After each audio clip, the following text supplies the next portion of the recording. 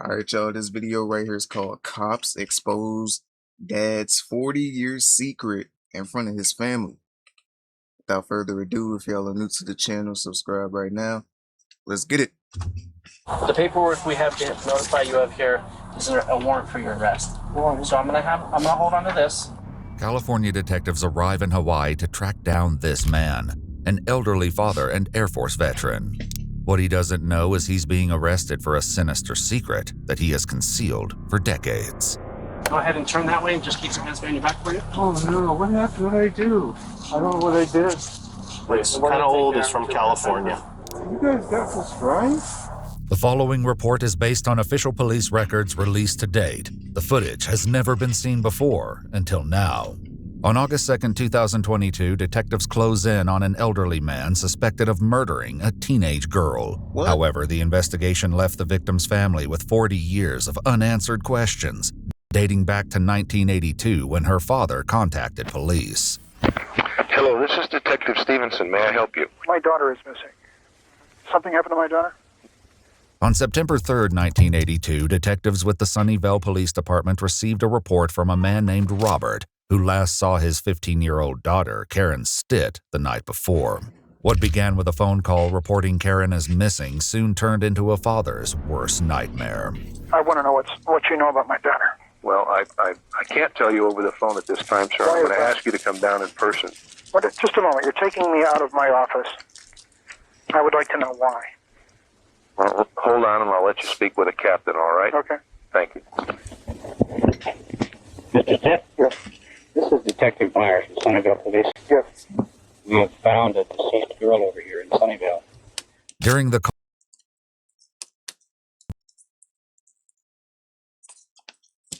Bro, what the happened? detective didn't immediately The deceased girl over here in Sunnyvale. During the call, the detective didn't immediately reveal the details behind the discovery. A female had been bound by her own clothing in bushes beside an intersection near a cinder block wall. What clothing was she born? Yes. Blue jeans? Well, it looks like blue jeans. Blue and white top? Yes. Okay. Where is she? The victim was later identified as Robert's daughter, Karen Stitt, a high school student. According to court records, she had been and stabbed 59 times. What? What? According to court records, she had been and stabbed 59 times. Oh my You have to work? Yeah. Finally.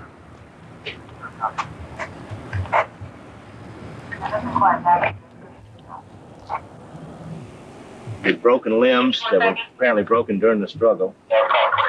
One of her shoes is up to the right, underneath the limb there. The leaves appear to be pushed back during the struggle. A composite sketch of the killer was released to the public, but with no immediate leads, investigators leaned on Karen's father, Robert, to help them piece together Karen's whereabouts that evening. Could you tell me when the last time you saw her was, sir? Last night. And who was she with, sir? David. Is he somebody that you wish your daughter wouldn't go out with, or what? Not particularly.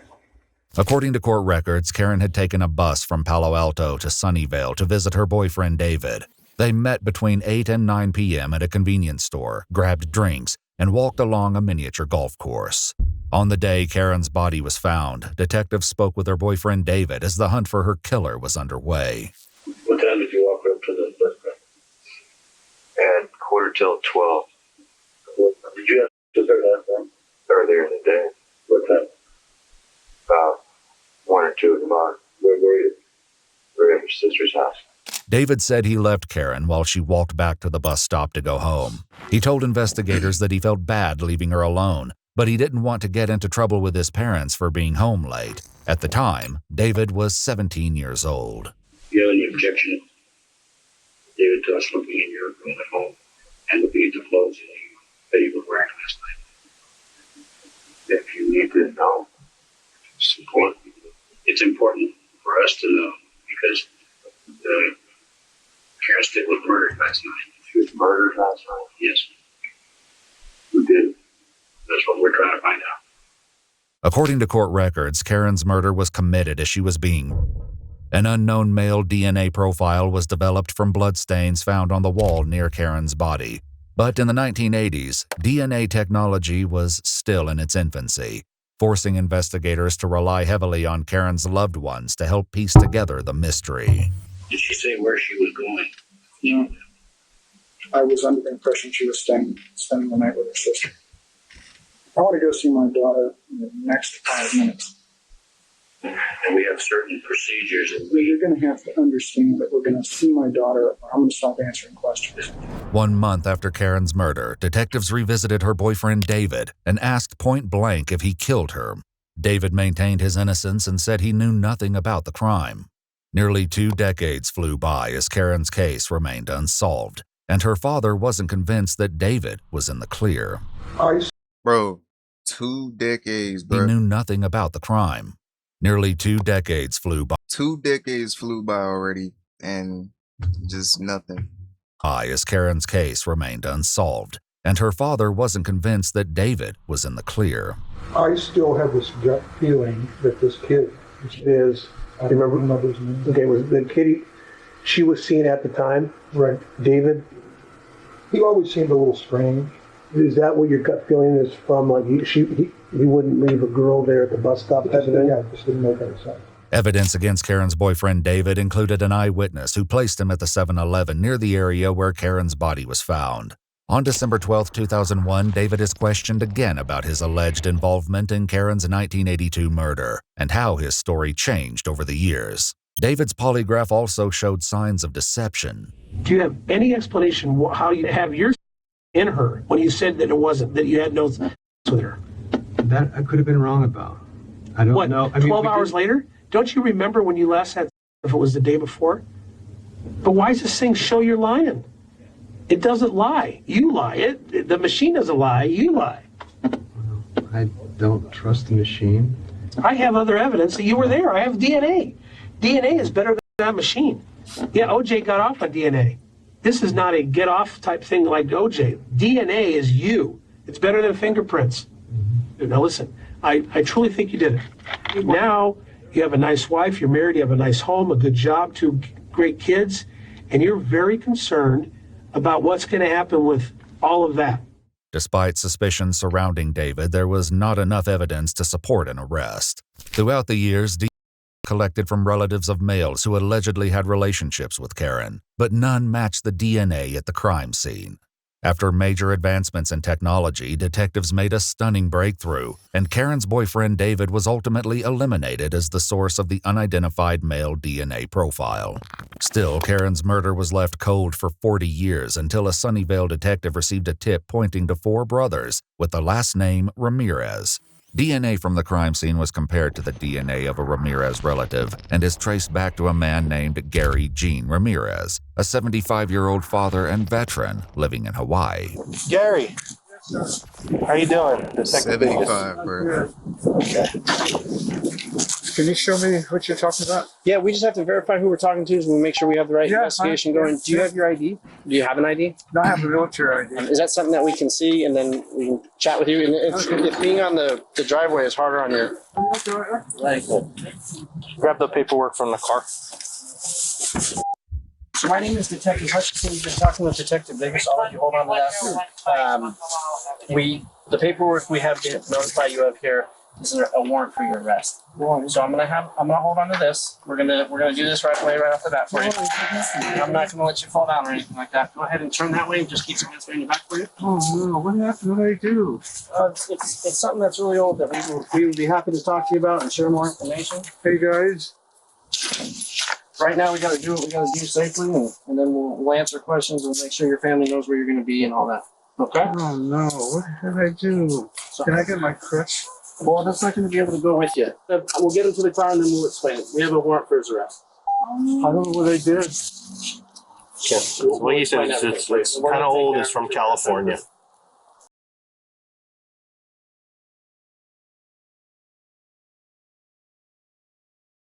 Oh my God. Do you have any medications that need to come with you, Gary? Bro. And if you can let me know what his ailments are so we can make sure he's taken care of and protected. Is there any way where My bad, y'all. Old is from California. Oh my God.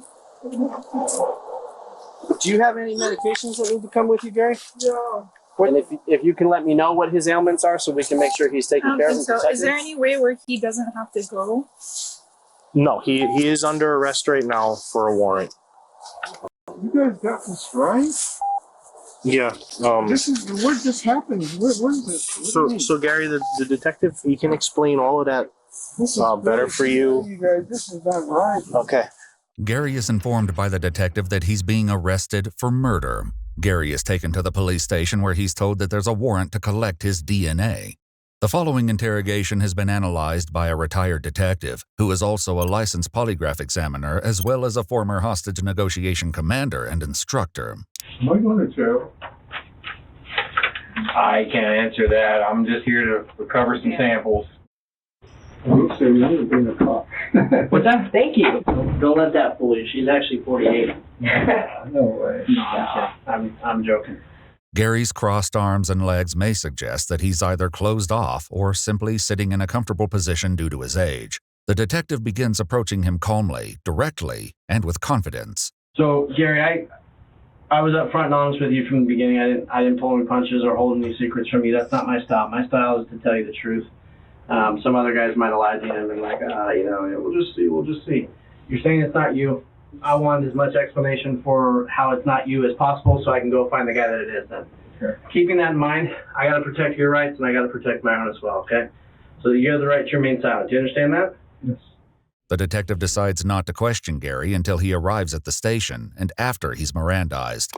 Gary is then asked about his ties to California, where he lived, attended college, and where Karen's murder took place in 1982, when Gary was 35 years old. Do you have any other friends or family that lived around San Francisco area? They call it the Bay Area, I guess. No. You've heard of Santa Clara, Sunnyvale. Have you ever been to either one of those? No. Never even passed through? Oh, probably drove through. Gary tells the detective that in the 1980s he would visit a family member in the city of Palo Alto. Palo Alto is where the victim Karen lived and is about 15 miles away from Sunnyvale, where she was murdered. As the questioning continues, Gary is about to be confronted with indisputable evidence tying him to the crime. The test that was done today is to confirm a result that I already know.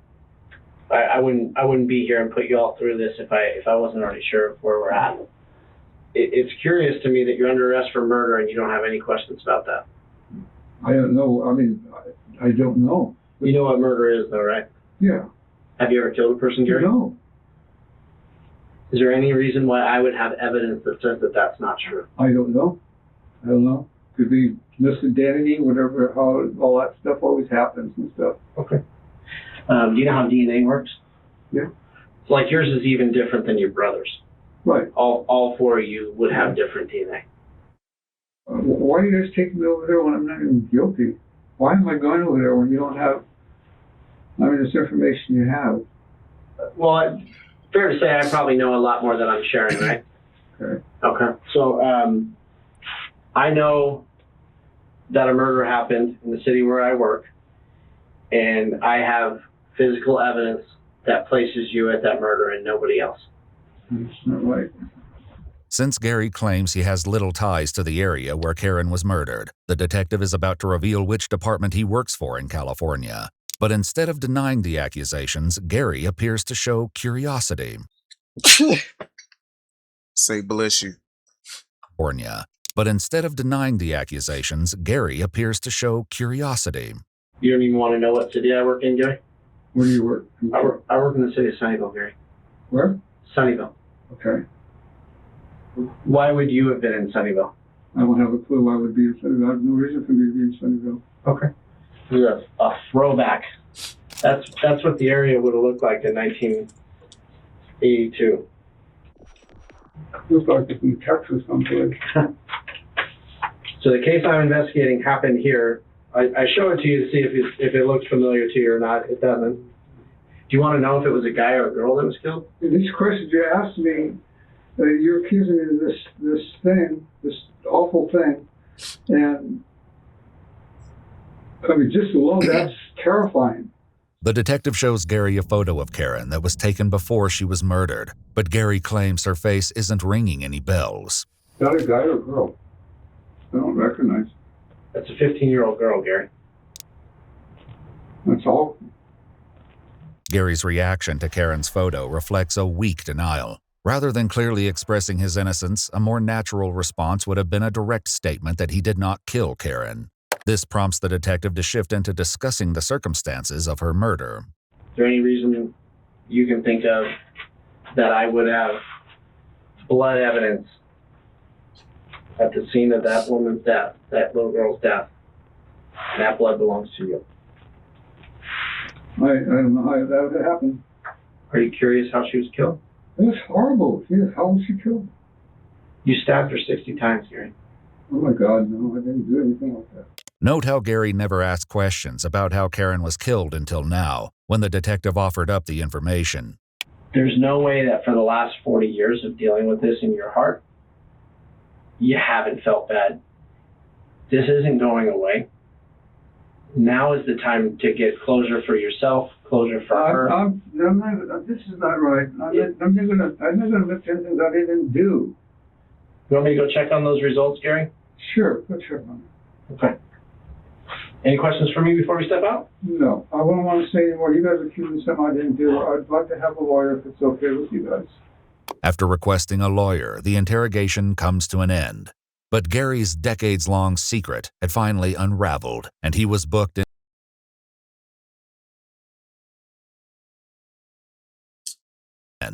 But Gary's decades-long secret had finally unraveled, and he was booked into the Maui County Jail. Thank you, Gary. Sure. Do you need anything? Yes. Love. Freedom. Freedom I can't give you. Love I can't give you, but I can show you respect. The detective misses the opportunity to calmly confront Gary by emphasizing that Karen also wanted love and freedom. Yet those were taken from her 40 years ago, while Gary has remained free ever since. This isn't happening, is it? It's happening. According to court records, on February 24, 2025, after pleading no contest, 78-year-old Gary Ramirez was convicted of Karen's first-degree murder. Whoa. Look at this picture. Whoa. He was sentenced to 25 years to life in prison. Gary will be eligible for parole in 2038, when he's 90 years old. By the time Karen's case was solved, members of her immediate family had died without ever seeing her murderer be brought to justice. To access more of our content, including extras such as raw footage, actual case files, and unseen details, That's it for this video, man. Hope y'all enjoyed it, and let me know in the comments down below how y'all feel about the video. And also comment down below what y'all think I should react to next. Y'all are new to the channel, subscribe right now. I love y'all. Stay blessed. We out of here. See y'all in the next one.